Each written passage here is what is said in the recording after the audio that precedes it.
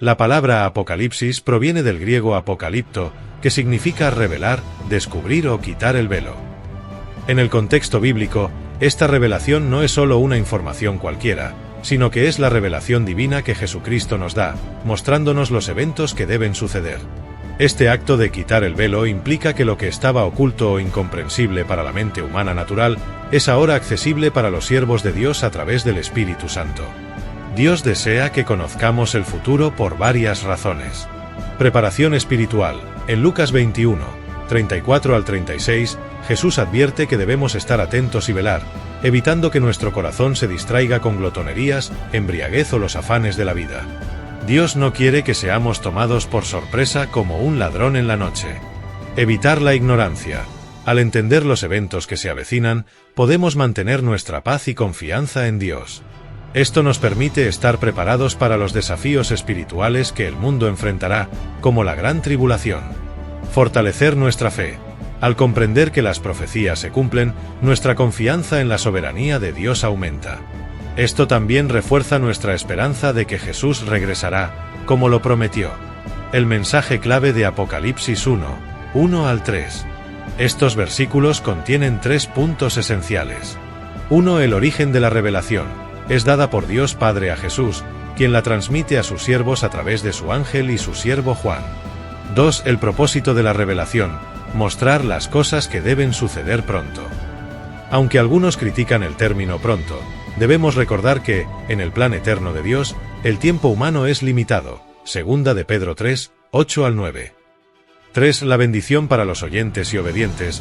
Bienaventurado el que lee, oye y guarda las palabras de esta profecía. Esto subraya que el conocimiento de estas verdades no debe ser pasivo, requiere una respuesta activa de fe y obediencia. Se menciona cómo la profecía ha sido ignorada en los últimos años. Sin embargo, los eventos actuales, como los conflictos en Medio Oriente o la invasión de Rusia a Ucrania, han despertado nuevamente el interés en las profecías bíblicas. Esto refuerza la importancia de mantenernos siempre atentos y no esperar hasta que la crisis esté sobre nosotros para buscar a Dios.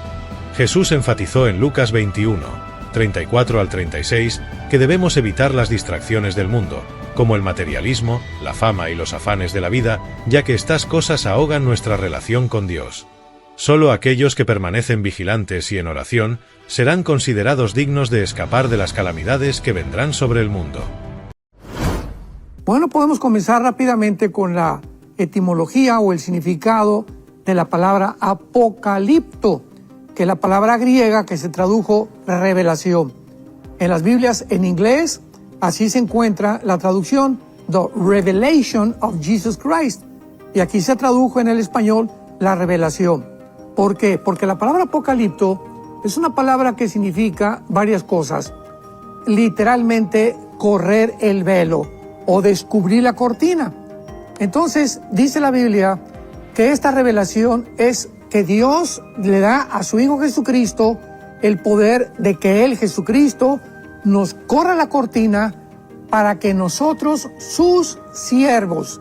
Esto es muy importante porque el libro de Apocalipsis, como todas las Sagradas Escrituras, los 66 libros de la Biblia, están escondidos. Es un misterio para la mente natural, para la mente que no tiene la iluminación del Espíritu Santo. Es una revelación a los siervos, a los que seguimos a Jesús. Es un privilegio que Dios nos da. Entonces, se nos corre la cortina para asomarnos hacia el futuro. Y es muy importante, como lo vamos a ver más adelante, por qué Dios está tan interesado en que nosotros conozcamos, como dice la Biblia, las cosas que deben suceder pronto. En el versículo 3, porque el tiempo está cerca. ¿Cuál es la característica principal en los atributos divinos para que Dios esté interesado en que nosotros conozcamos qué va a suceder? La tempestad que se viene sobre el mundo, la tormenta que está ya por venir, ya comenzó el aguacero, viene una tormenta sobre el mundo inimaginable en la que el mundo va a ser sorprendido como en los tiempos de Noé. Noé predicó casi 120 años, va a llover, arrepiéntanse, y la gente burlándose. Actualmente encontramos tantas burlas. ¿Cómo es posible que prediquen del rapto que ni existe en la iglesia, que ni existe en la Biblia? Es una doctrina que fue inventada hace 2 siglos por John Darby. Tantas barbaridades que se están usando para poder atacar la escatología y el futuro, precisamente porque esconde el misterio que a Satanás no le conviene que nosotros como iglesia lo podamos conocer. ¿Por qué Dios nos revela el futuro? Para motivarnos a ganar almas. Segunda de Pedro 3, 9. La razón principal es el deseo de Dios de que nadie se pierda, sino que todos procedan al arrepentimiento. Esta verdad refleja el corazón de Dios, como lo vemos en Juan 3 y 16, porque de tal manera amó Dios al mundo, que ha dado a su Hijo unigénito, para que todo aquel que en él cree no se pierda, sino que tenga vida eterna. La revelación de los eventos futuros debe impulsarnos a compartir este mensaje de salvación con los demás. Las señales que vemos hoy, conflictos internacionales, tensiones en Medio Oriente y cambios globales, son recordatorios de que el tiempo es corto y de que debemos cumplir la misión de predicar el Evangelio. El capítulo 11 de Hebreos nos muestra a hombres y mujeres de fe que entendieron que su verdadera ciudadanía no estaba en este mundo, sino en una ciudad celestial construida por Dios. Ellos murieron sin recibir las promesas terrenales, pero confiaron en lo que Dios tenía preparado para ellos.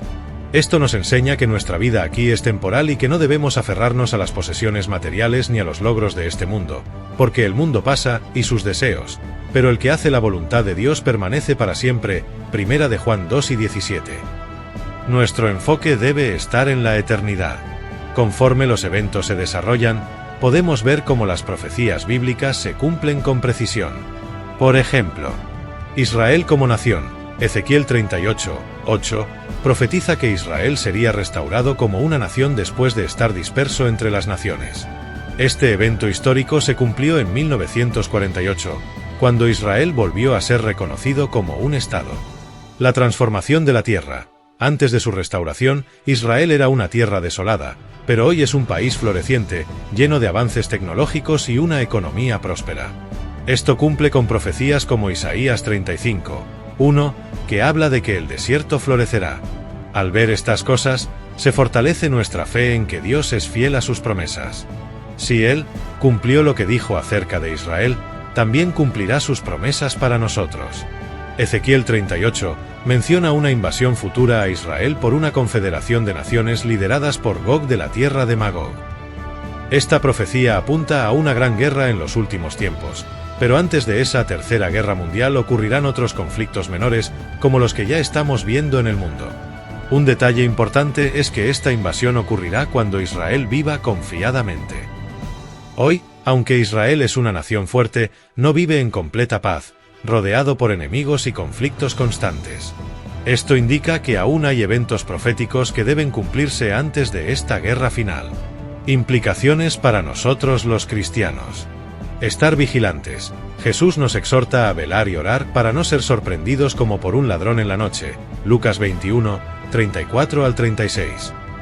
Esto implica mantenernos en comunión con Dios, evitando distraernos con los afanes del mundo. Predicar el Evangelio.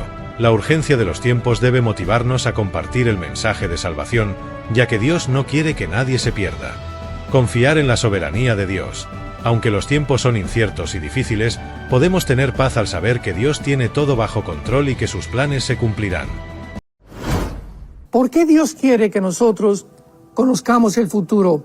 ¿Por qué durante los últimos 20, 30 años no se ha predicado el Apocalipsis? Muy raras veces, ya la profecía está completamente olvidada, ya no hay nada de interés en cuanto a qué está pasando, pero ahora que comienza a arder el Medio Oriente y ahora que Rusia invade Ucrania, como que todos los cristianos volvemos otra vez, ahora sí, ¿qué dice la Biblia? Ahora sí estamos interesados, ¿verdad? Pero es que debemos siempre estar interesados porque Dios no quiere sorprendernos ni que como un ladrón en la noche sucedan estas cosas en nuestra vida. En primer lugar, ¿por qué quiere Dios revelarnos el futuro? Yo pienso que en primer lugar, para que nos preparemos para recibirle. Dice en Lucas capítulo 21, versículo 34, mirad también por ustedes mismos. Vean la advertencia de Dios para el futuro, que nuestros corazones no se carguen de glotonería y embriaguez y de los afanes de la vida, y venga de repente sobre vosotros aquel día. Ese día que está mencionando el evangelista Lucas, ¿a qué día se refiere? Pues se refiere, ¿verdad?, a la tempestad que se viene sobre el mundo. Y Dios no quiere que nosotros permanezcamos ignorantes y que caiga sobre el mundo y de repente nosotros nos preguntemos qué está pasando. No, tenemos que saber qué va a pasar para tener paz. Pero dice el versículo 35, como un lazo vendrá sobre todos los que habitan sobre la faz de la tierra. Velad pues en todo tiempo, escuchemos esto, orando para que seamos tenidos por dignos, para que podamos ser considerados dignos de escapar de todas estas cosas que vendrán, por el amor de Dios. ¿De qué cosas quiere Dios que escapemos? Pues de la tribulación. Entonces, no todos van a escapar, ¿verdad?, en el arrebatamiento de la iglesia, sino que Dios quiere que nosotros estemos conscientes de que va a ser aquellos que están velando, aquellos que no se han enfrascado en los negocios de la vida y en los afanes de la vida y en la angustia y en el estrés y hacer dinero y obtener un lugar público, ser famoso, tener fama, etcétera, etcétera.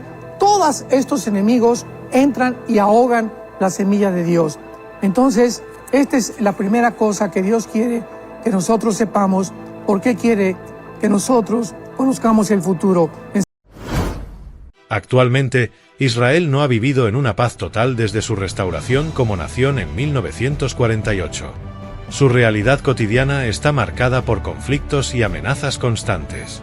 Sin embargo, la Biblia predice que llegará un tiempo en el que Israel vivirá confiado. Según Daniel 9, 27, este tiempo de paz será resultado de un tratado firmado por el Anticristo, quien garantizará una tregua de 7 años. Este tratado marcará el inicio de los últimos eventos proféticos. Jeremías 31, 35 al 37, nos asegura que Dios preservará a Israel hasta el fin. Esto significa que, a pesar de los conflictos actuales, Israel es indestructible por la soberanía de Dios. La paz prometida no será plena ni genuina hasta que el reino de Dios sea establecido por Jesucristo al final de los tiempos. El mundo vive con una venda espiritual, incapaz de discernir la dimensión espiritual que es más real que la física, Isaías 6, 9 al 10.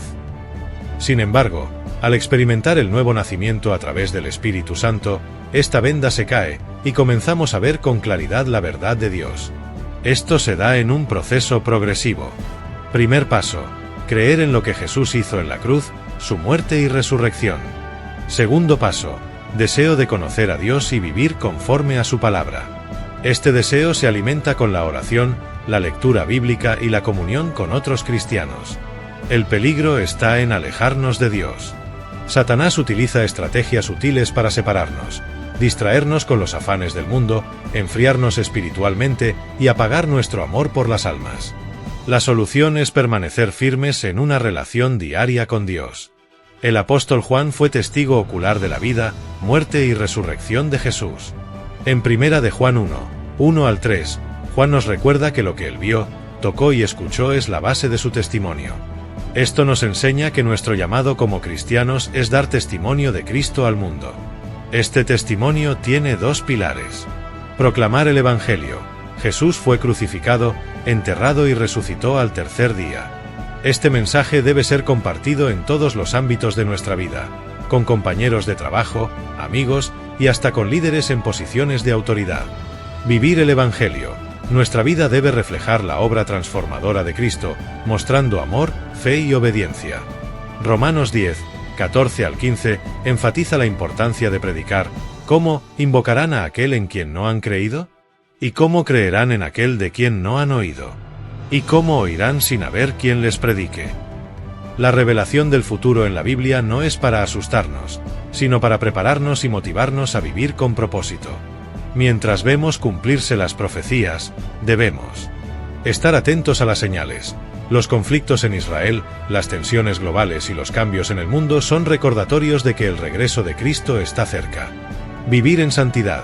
Recordemos que somos extranjeros y peregrinos en esta tierra. Hebreos 11 y 13 al 16. Nuestra verdadera ciudadanía está en el cielo, y no debemos aferrarnos a lo temporal. Predicar el Evangelio. La urgencia de los tiempos nos llama a compartir el mensaje de salvación con los demás, sabiendo que somos los instrumentos de Dios para alcanzar a otros. Juan, como único apóstol presente al pie de la cruz, nos da un ejemplo de fidelidad y cercanía a Cristo. La vida cristiana no es solo conocimiento teológico, sino una experiencia viva y real con Dios. Esto incluye relación personal con Cristo, una comunión diaria a través de la oración y la lectura de la Biblia, compromiso con la misión, ser embajadores del reino de Dios, compartiendo el mensaje de salvación y mostrando el amor de Cristo. La revelación del futuro en la Biblia nos impulsa a vivir en obediencia y misión. Israel, como pueblo escogido de Dios, es un recordatorio vivo de su fidelidad. Las señales de los últimos tiempos nos llaman a estar preparados y activos en compartir el Evangelio. Nuestra meta no debe ser lo terrenal, sino lo eterno. Como dice Jesús en Mateo 24:44, por tanto, también vosotros estad preparados, porque el Hijo del Hombre vendrá a la hora que no pensáis. Vivamos como Juan, dando testimonio fiel de Cristo en nuestras palabras y acciones, mientras esperamos su gloriosa venida. En Salmos 46:1 se nos dice: Dios es nuestro amparo y nuestra fortaleza, nuestro pronto auxilio en las tribulaciones. En medio de las tempestades, Él nos invita a refugiarnos en su presencia, a confiar en que aunque no veamos la salida, Él ya tiene el camino preparado.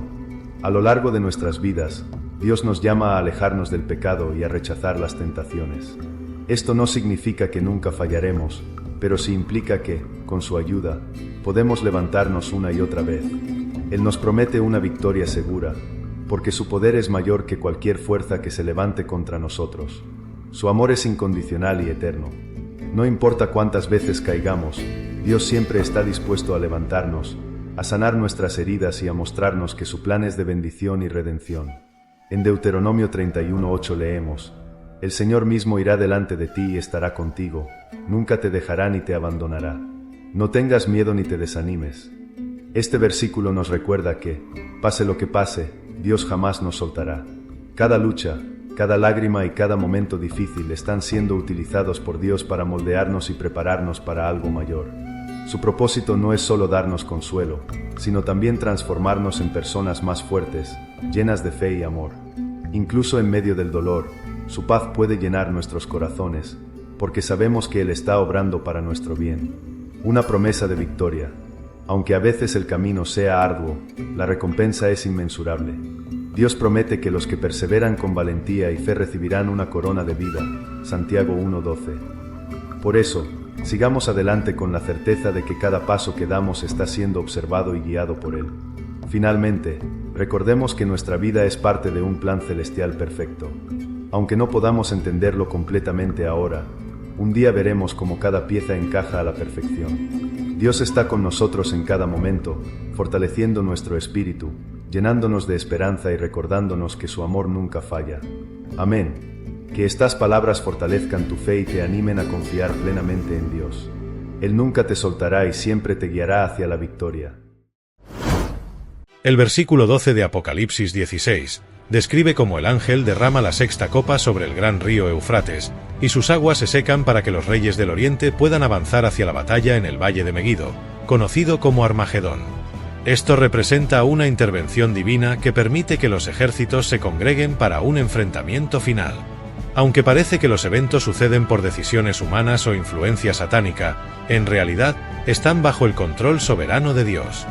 Dios permite este movimiento estratégico para cumplir sus propósitos en el juicio final. En los versículos 13 a 14, vemos a Satanás, representado como el dragón, la bestia y el falso profeta, enviar espíritus inmundos que semejan ranas. Estos espíritus demoníacos realizan señales milagrosas para engañar a los reyes de la tierra y reunirlos para la batalla del gran día del Dios Todopoderoso. Aquí observamos cómo la voluntad de Satanás actúa paralelamente al plan de Dios. Aunque Satanás cree que está orquestando un plan para resistir a Dios, en realidad está contribuyendo a cumplir su propósito divino. Es una muestra de que nada escapa al control de Dios, incluso cuando parece que las fuerzas del mal tienen la iniciativa. Para entender esta convergencia de la voluntad divina y la acción humana, podemos mirar el ejemplo de la cruz. En Isaías 53, vemos que fue voluntad de Dios que Cristo muriera en la cruz para redimir a la humanidad. Sin embargo, quienes llevaron a cabo esta crucifixión, como Judas, Pilato y los líderes religiosos, son responsables de sus acciones. Aunque Dios sabía desde el principio que Judas lo traicionaría, también le dio oportunidades para arrepentirse. Este equilibrio entre la omnisciencia divina y el libre albedrío humano demuestra que Dios no fuerza nuestras decisiones, pero sigue cumpliendo su plan perfecto. Así como Judas fue responsable de su traición a pesar de que formaba parte del plan de Dios, también lo serán todos aquellos que rechacen deliberadamente la salvación ofrecida por Cristo. En el juicio final, las personas no podrán culpar a Dios diciendo, «No fui escogido». Todos tendrán la oportunidad de elegir y serán juzgados por sus decisiones. Dios tiene un plan soberano que no puede ser frustrado.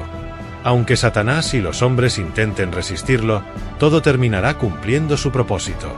Al mismo tiempo, Dios juzgará a cada persona según sus decisiones, porque respeta el libre albedrío que nos ha dado. La guerra de Armagedón simboliza el enfrentamiento final entre las fuerzas del bien y el mal. Aunque parezca caótico, este evento forma parte del programa divino, mostrando que Dios tiene la última palabra y que su justicia será establecida de manera definitiva. Dice: el sexto ángel derramó su copa, Apocalipsis 16, versículo 12, y veamos con mucho cuidado lo que dice.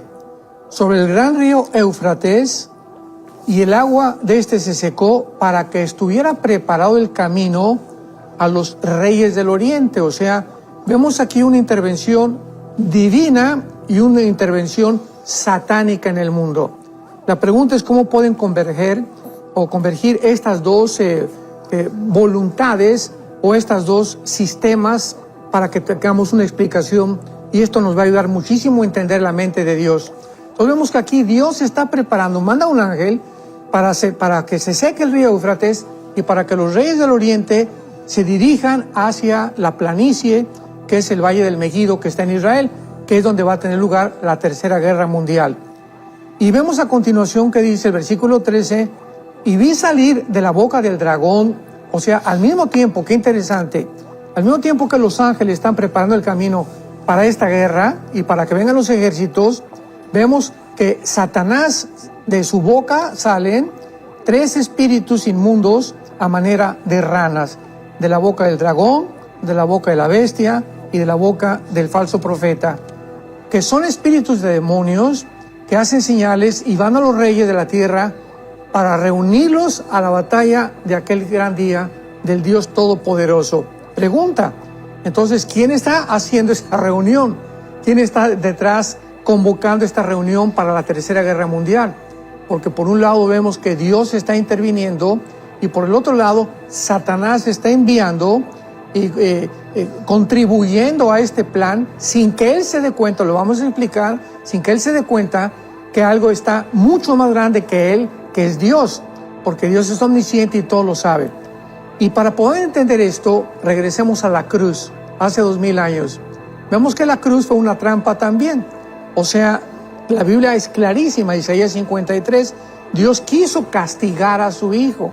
Fue un plan entre el Hijo y el Padre, la cruz del Calvario.